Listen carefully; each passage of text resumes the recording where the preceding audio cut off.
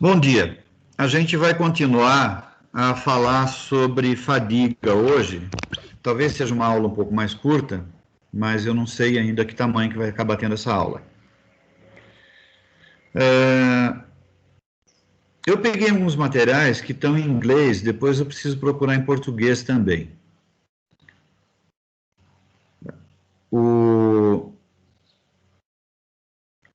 Infelizmente foi do jeito que eu acabei pegando e na hora que eu fui pesquisar, eu pesquisei dessa maneira. Não teria sido a melhor maneira para a nossa aula. Mas vamos ver o que a gente faz aqui, depois, se for o caso, a gente continua novamente. A primeira coisa, que esse gráfico é muito legal, esse gráfico que está na tela, ele foi feito especificamente para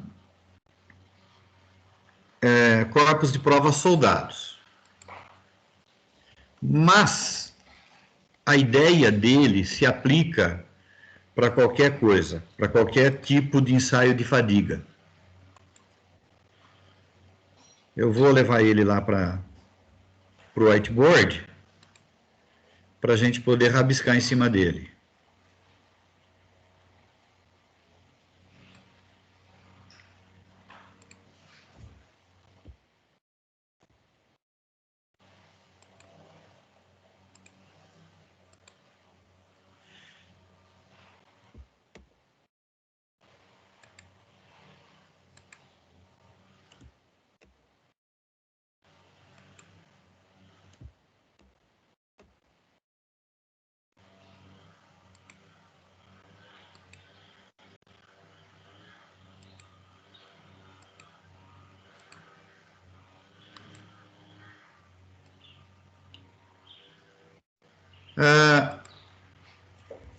Primeiro, eu queria que vocês dessem uma observada e ver se vocês conseguem entender o gráfico, sem eu explicar. Se vocês conseguem fazer a leitura desse gráfico.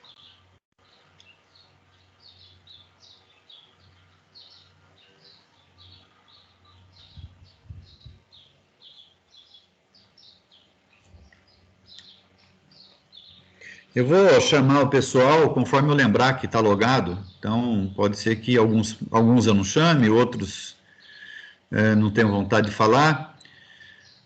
Pablo, você está com um microfone? Se alguém ler a resposta digitada do Pablo, fala para mim, por favor.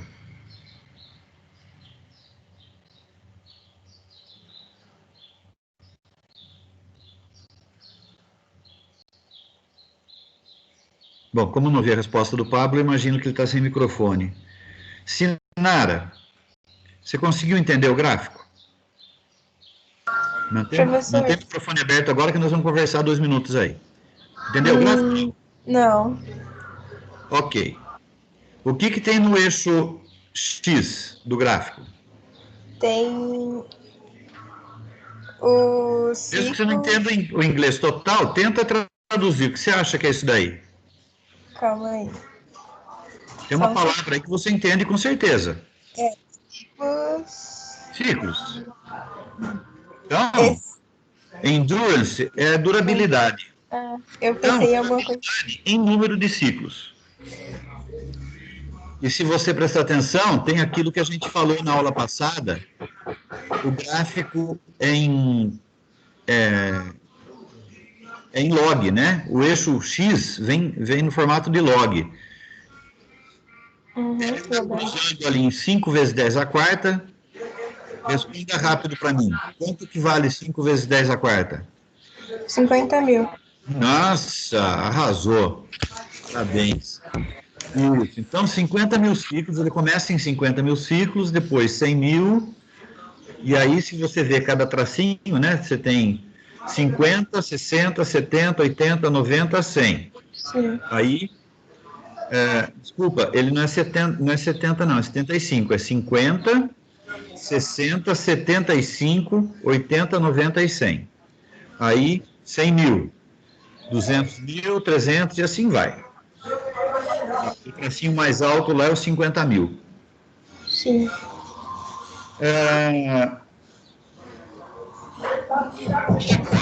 O que significa bolinha? A bolinha são os resultados. Isso, o resultado, nesse caso, ele tem dois tipos de resultado. Ele tem a bolinha e tem uma bolinha com uma setinha. A bolinha é resultado, significa que ele submeteu a ciclagem, do jeito que está na figura ali em cima, e a peça falhou. Quando tem a bolinha com uma setinha, quer dizer que ele parou o teste sem ter falhado. Por que a gente para um teste de fadiga sem a peça ter falhado? Ah, professor. Bom, pode ser por dois motivos. Se eu estou querendo fazer um ensaio, por exemplo, eu quero saber se minha peça resiste, vamos dizer, a 100 mil ciclos, eu vou testar até algum valor acima de 100 mil, 200 mil, 250 mil, 175 mil, vou estabelecer. Estatisticamente, vocês não têm conhecimento estatístico suficiente para isso, mas existe um método estatístico para falar, eu quero ter certeza que vai resistir a 100 mil, então, com essa né, confiabilidade, a gente estabelece duas estatísticas, confiança e confiabilidade. Com essa confiança, com essa confiabilidade, eu preciso testar no mínimo 5 amostras com 175 mil, e daí eu concluo que vai resistir com certeza a 100 mil. Com certeza, essa certeza é uma certeza baseada numa confiança e numa confiabilidade. Em estatística, você nunca tem 100% de confiança com 100% de confiabilidade. Isso é impossível. Tá? Então, essa é uma maneira. Então, eu vou parar com 175 mil, por exemplo, para ter certeza que minha peça resiste a 100 mil. Esse é um motivo. E, num gráfico de fadiga, eu vou parar acima de 6 milhões de ciclos, por exemplo, aí a gente vai ver quanto que ele parou aqui, porque aí, para aço, eu concluo que eu atingi vida infinita. Então, não adianta, eu vou continuar ciclando, esse negócio nunca vai falhar. Então, eu chego à conclusão. Passou de... Então, vamos agora começar a rabiscar. Ele considerou aqui, no caso, vida infinita, nesse ponto aqui.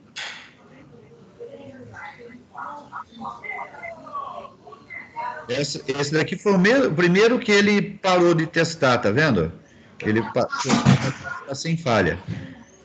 Sim. Então, aqui nós estamos, 2 milhões, 3 milhões, 4 milhões, 5 milhões, 6 milhões, 7 milhões e uns quebrados. Sim. Então, ele parou com 7 vezes 10 a sexta, e a partir daí ele considerou, bom, aqui eu atingi vida infinita. Uma maneira mais ou menos padronizada da gente considerar, que eu aprendi, né, eu nunca mais vi isso na literatura, mas um professor me ensinou um dia, você considera pro aço vida infinita quando deu 6 vezes 10 a sexta, é um número mnemônico, né? 6 vezes 10 a sexta, 6 milhões de ciclos. E ele seguiu mais ou menos isso. Então, esses são os resultados. Agora,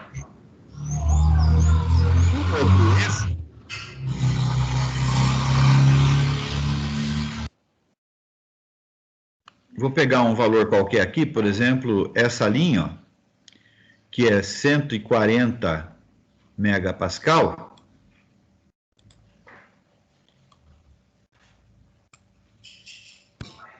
A linha azul. Tenta interpretar o que está ao longo dessa linha azul aí. São os resultados dos testes dos ciclos em 150... 140, no caso. 140 megapascal. A linha de... Arrasando. Então, a gente teve aqui, né, 1, 2, 3, 4, 5, 6, 7, 8, 9, 10, 11 aumentos, 140. E aí, essas amostras falharam. Sim. entre esse valor aqui, depois eu vou ler, e esse valor aqui. Ou seja, as amostras testadas a 140 megapascal falharam entre 100, 200, 300, 400 mil ciclos e quase 2 milhões de ciclos. Uhum.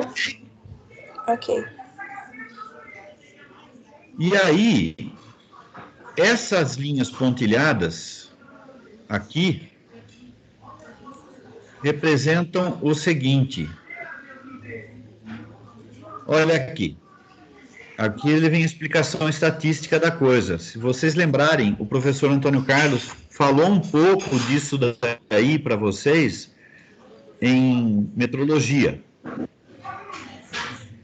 Então, a linha do meio, que é uma linha traço-ponto, tá vendo? É 90, é a média. Então, essa daqui é a média. E as linhas tracejadas é a média mais ou menos. Então, aqui é a média menos 2. Então, esse daí é estabelecido dessa maneira. Esse ponto aqui é a média menos 2. Esse ponto, mais 2, desculpa, e esse ponto aqui é a média menos 2. Deixa eu tirar que ficou muito feio essa coisa aí. Deixa eu fazer um círculo aqui. Vamos ver se ele gera o círculo para mim. Não gerou.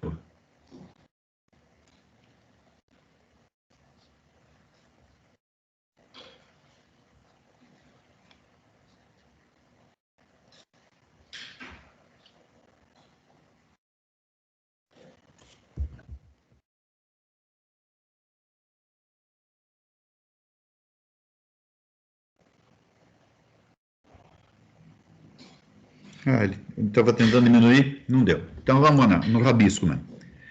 Então, ó, onde a linha traço-ponto encontra com a linha azul, ele gera um ponto aqui.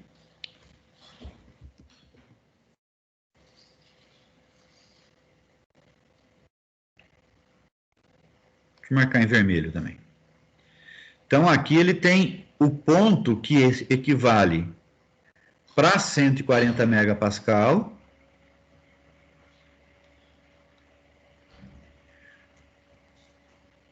Eu vou chamar o número de ciclos de x, tá ok?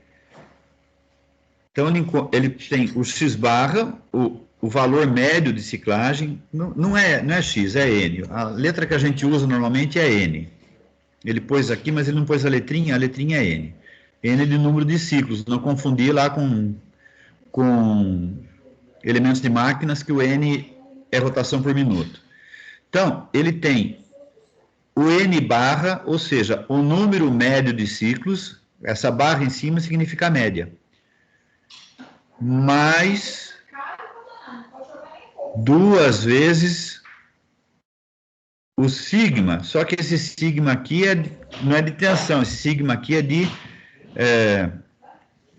desvio padrão. Eu vou escrever de uma maneira diferente aqui, senão pode dar confusão com a nossa disciplina.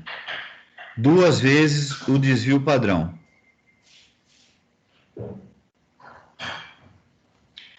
Ele foi lá, pegou essa amostragem, calculou média, calculou desvio padrão e pôs aqui n mais 2 desvio padrão. E aqui ele fez a mesma coisa. Só que é menos, né? Então aqui é n barra menos 2 desvipad, desvio padrão.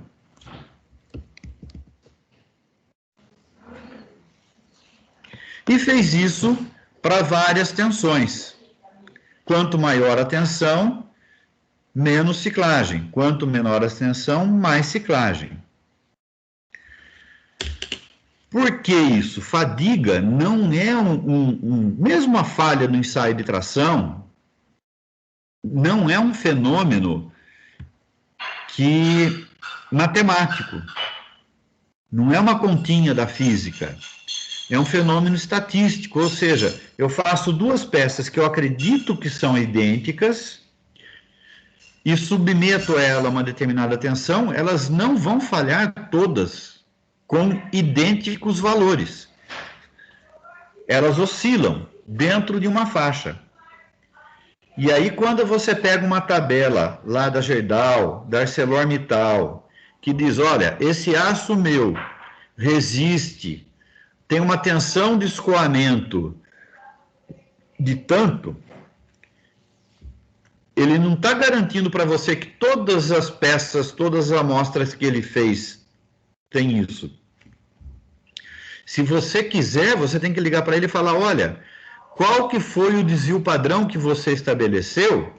E ele vai te dar o valor mínimo. Ele vai te dar o valor mínimo.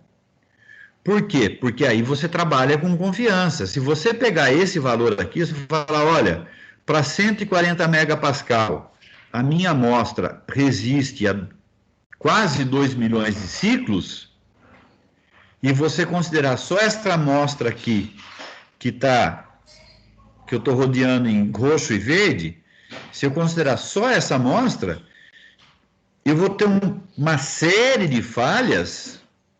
Praticamente todas as minhas peças vão falhar antes disso. Então, eu não posso considerar esse valor. Eu tenho que considerar que valor? Eu tenho que considerar esse valor aqui.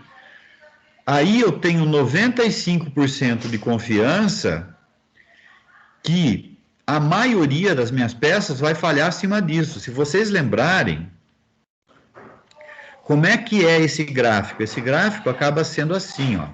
Opa!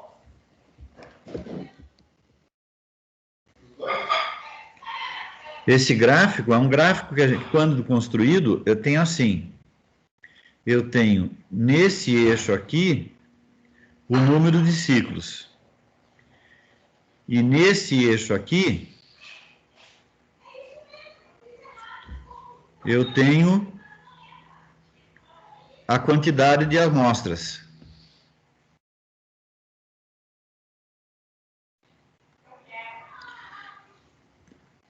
Que falharam a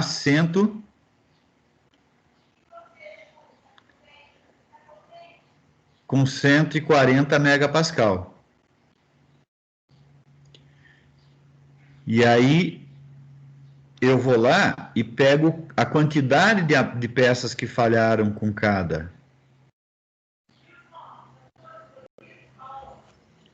cada um deles, e eu tenho a distribuição da curva de sino.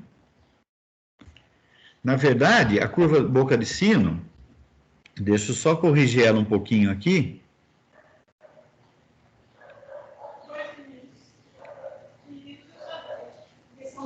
A Esmeralda já falou para vocês o que é uma assíntota?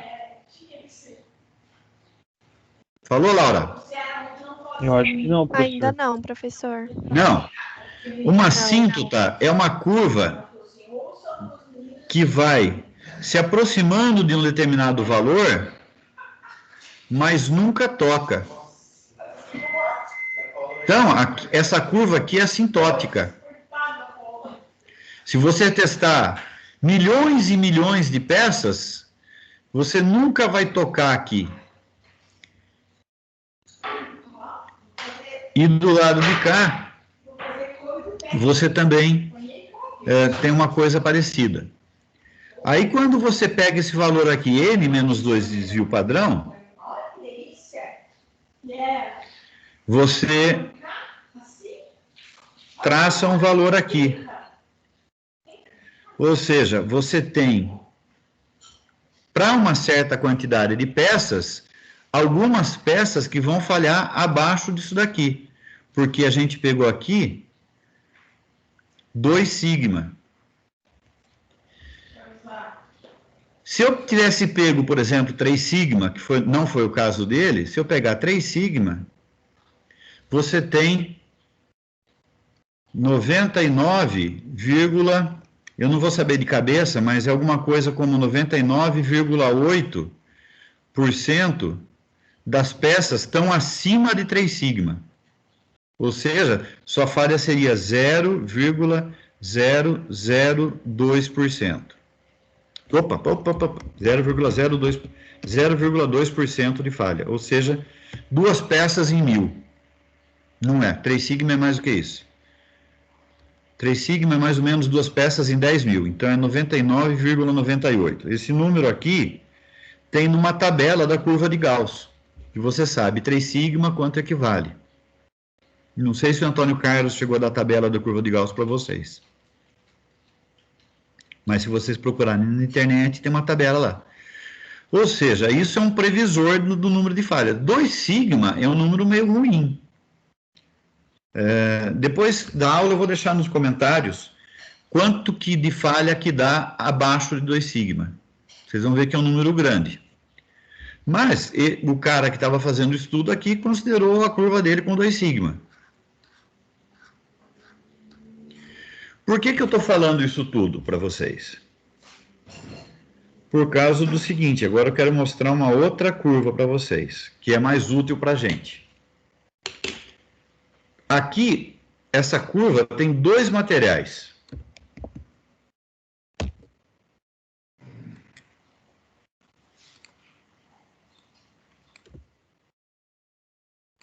Dois materiais de uso bastante frequente.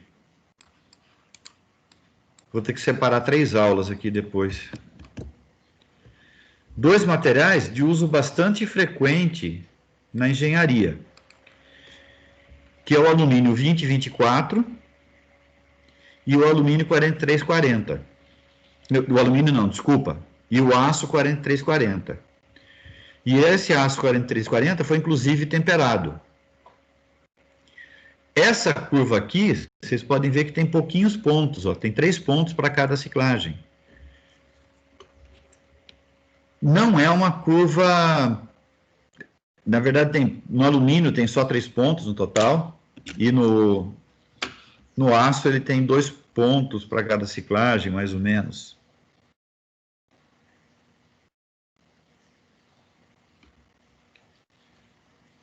Mas eu posso mais ou menos inferir, ó, que eu atingi aqui a vida infinita. O cara colocou vida infinita nesse ponto, em 1 milhão de ciclos. Mas na minha escola, a vida infinita seria atingida mais ou menos aqui, com mais ou menos 6 milhões de ciclos. E aí você pode dizer que nenhuma amostra falhou. Ele testou 1, 2, 3, 4, 5. Nenhuma amostra falhou abaixo dessa daqui, ó. Vamos dizer, aqui é um número aproximadamente 480 megapascal. Nenhuma amostra falhou abaixo de 480 megapascal. Mas, se eu fizer média menos 3 desvio padrão, como eu tenho pouca, quanto menos amostra, maior fica o desvio padrão. Como estimativa, porque o desvio padrão é uma estimativa.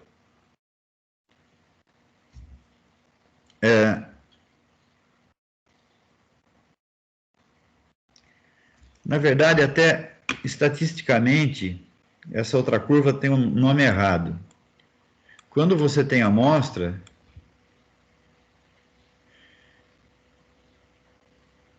desvio padrão, aí eu vou entrar um pouco na estatística.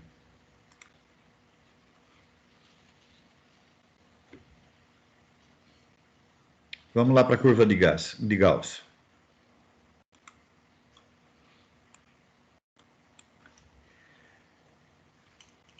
Eu testei uma pequena quantidade de peças.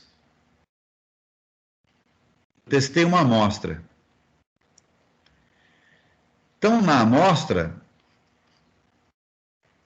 eu tenho uma estatística que se chama variância.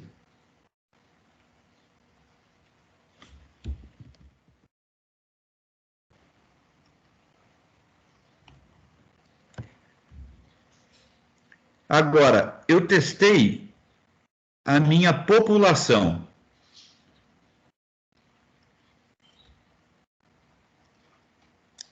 Na minha população, tem uma estatística que chama desvio padrão. As duas estatísticas são parecidas. As duas estatísticas são médias quadráticas. Então, o desvio padrão é igual a raiz quadrada de x menos x barra ao quadrado dividido pelo número de amostras. Pelo tamanho da população. E a variância é igual a raiz quadrada de x menos x barra, aqui faltou x barra, ao quadrado dividido por n menos 1. Como esse número aqui, n menos 1, é menor do que o n, a variância dá um número maior do que o desvio padrão. Então, se eu fizer vamos dizer, se esse cara aqui for estabelecido em função da variância, se eu considerar que eu testei minha população e não uma amostra, minha curva vai sair assim, ó, ela vai sair menor.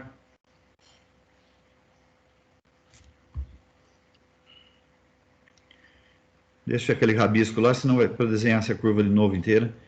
Então, essa é uma curva baseada no desvio padrão.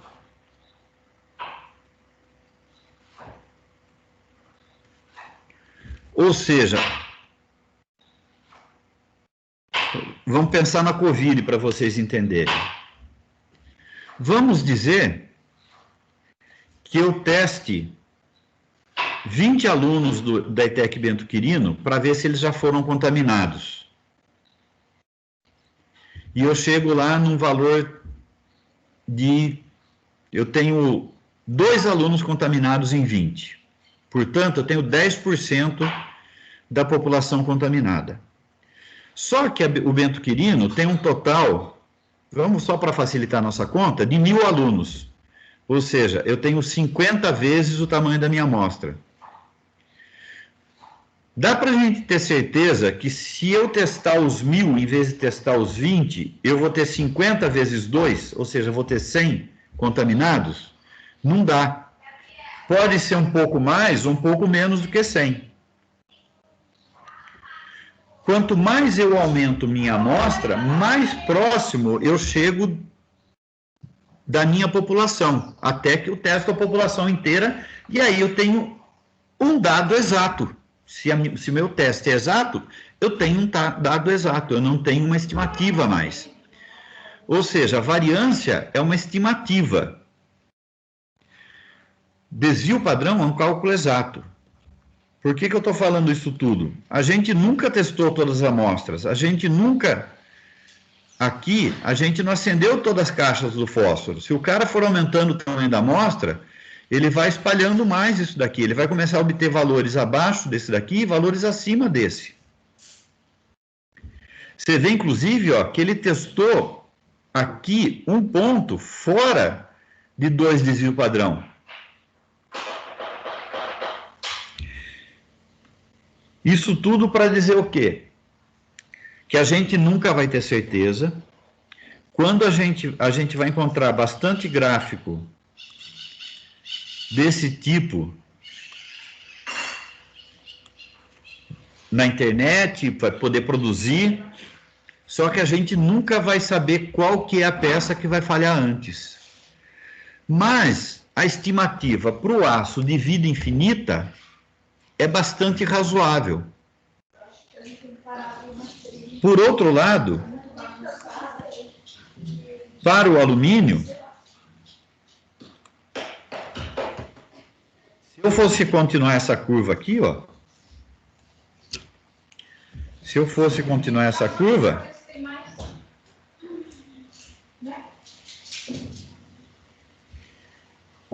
ela vai descer sempre.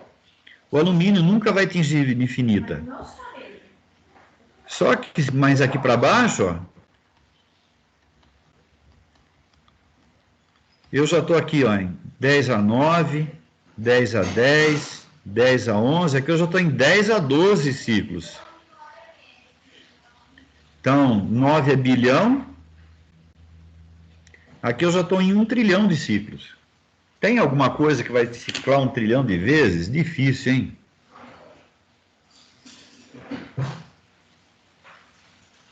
Resumindo, eu vou pedir para vocês, por exemplo, falar, olha, eu vou fazer uma peça de alumínio 2024 e essa peça eu quero que ela dure 100 mil ciclos.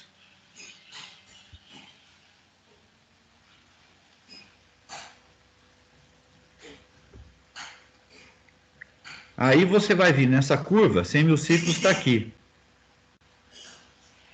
Ah, então o alumínio 2024, que passou pelo tratamento T4, está escrito aqui embaixo, ele resiste a, vou dizer aqui, 275 megapascal aproximadamente. Então ele não falha a 275 megapascal por 100 mil ciclos. E aí a gente vai jogar esse cara aqui, vai ser o que a gente chama de sigma N. Eu vou pedir para vocês abrirem aquela apostila minha. Eu vou mandar uma revisão dela. Eu fiz uma revisão agora, é V3. Eu vou mandar uma revisão dela lá no material didático. A apostila que eu estou falando é essa apostila aqui.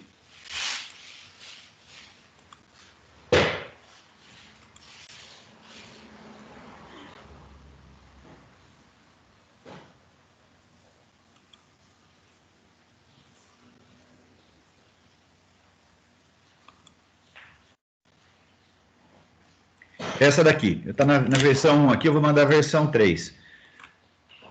O capítulo 3 dela...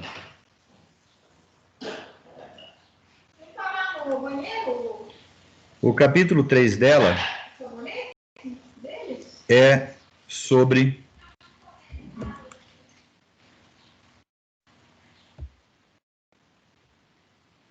Era para estar indo lá.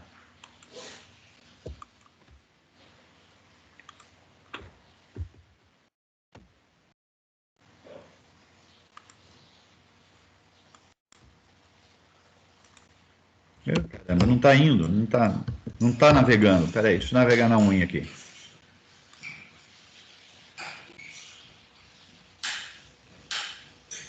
O capítulo 3 é sobre tensão admissível e fator de segurança.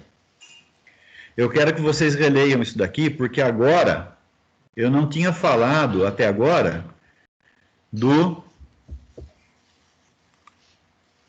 sigma N.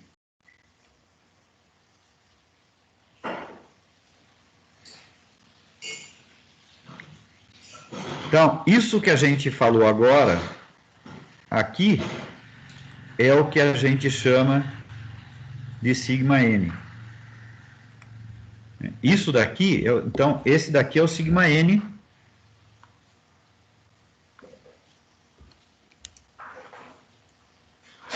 de 275 megapascal.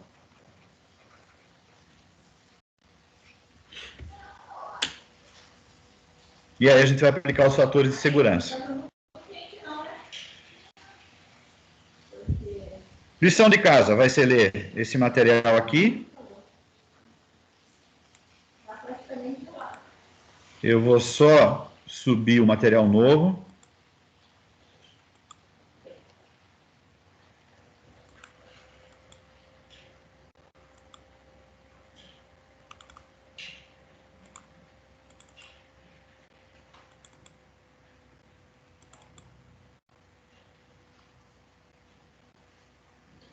Ué?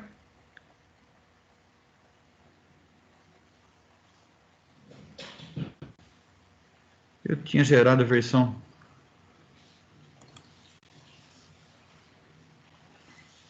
Aqui.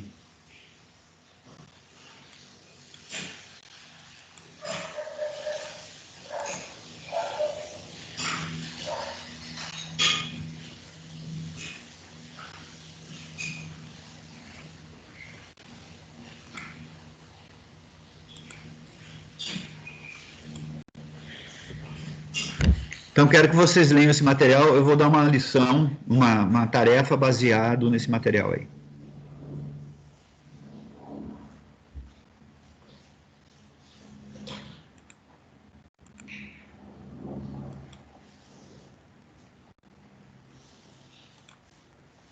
E o assunto de hoje era isso. Agora eu vou abrir para pergunta, mas eu não vou gravar.